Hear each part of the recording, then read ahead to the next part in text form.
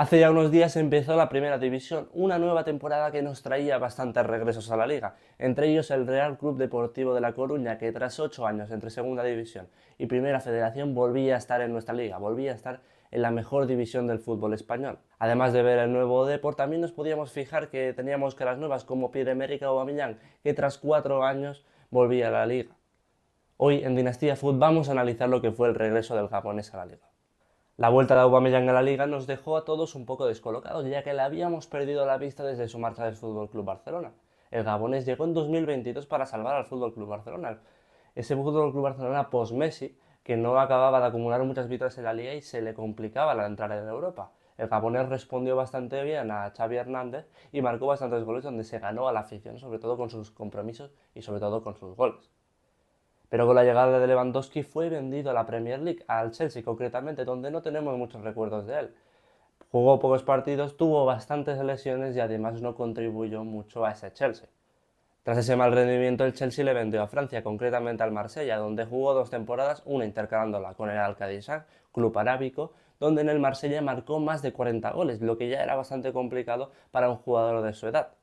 Y tras finalizar una gran etapa en el Marsella, acabando contrato el año siguiente, fue vendido por 1,5 millones al Real Club Deportivo de La Coruña, lo cual ya aseguraban goles. Y además, por un gran precio, el Depor se aseguraba un buen delantero y sobre todo lo que ya habíamos dicho antes, goles para el Depor. Es verdad que había mucha ilusión entre los deportivistas sobre el fichaje de Aubameyang. Es un jugador que lleva muchos años en la élite, jugando en el Arsenal, también en el FC Barcelona, ahora en el Marsella, donde se habían echado a goles, pero también tenían dudas sobre su edad.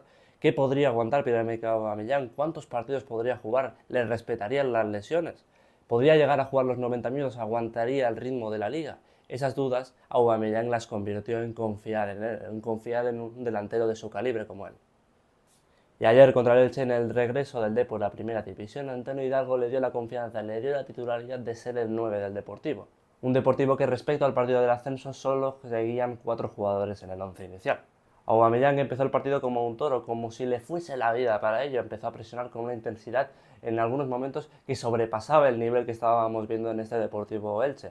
Presionaba todo, iba a un ritmo impresionante, parecía que tenía 25 años el gabonés. Y sobre todo los desmarques, tanto a Matucci como a Mario Sureno, los que eran los pivotes en este partido del conjunto gallego, le buscaron constantemente en esos desmarques que iba tirando el gabonés y en una le ganó la espalda a Fengruber, hizo un control impresionante y chutó con su pierna menos hábil en la izquierda y la cruzó perfectamente a la portería de Matías Dituro, que se quedó totalmente sorprendido con el golazo que le acababa de marcar el gabonés. Le vemos más en esa posición de delantero móvil, porque su acompañante en la punta del ataque, el Sogo, se ocupó más de ir a recibir.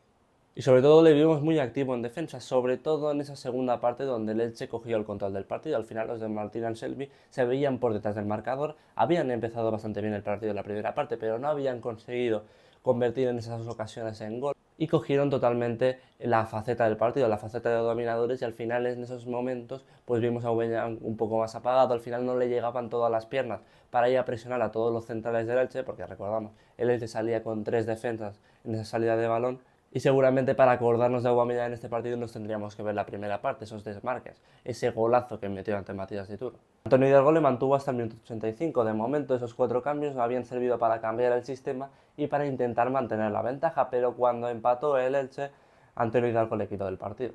Pero en resumen, seguramente el debut de Aubameyang lo ponemos en un notables, fue bastante bien, tiró muchos desmarques, estuvo bastante activo en la recuperación del balón, acompañó al Depor a aguantar esa ventaja que tenía, pero al final no la consiguió. Y veremos cómo continúa Aubameyang, si tendrá regularidad, cómo le aguantarán las lesiones, si tendrá fondo físico. Pero yo creo que seguro que va a contribuir al objetivo del Deportivo, que ahora mismo es mantenerse en primera, estar otro año en primera división y después ya veremos qué pasará.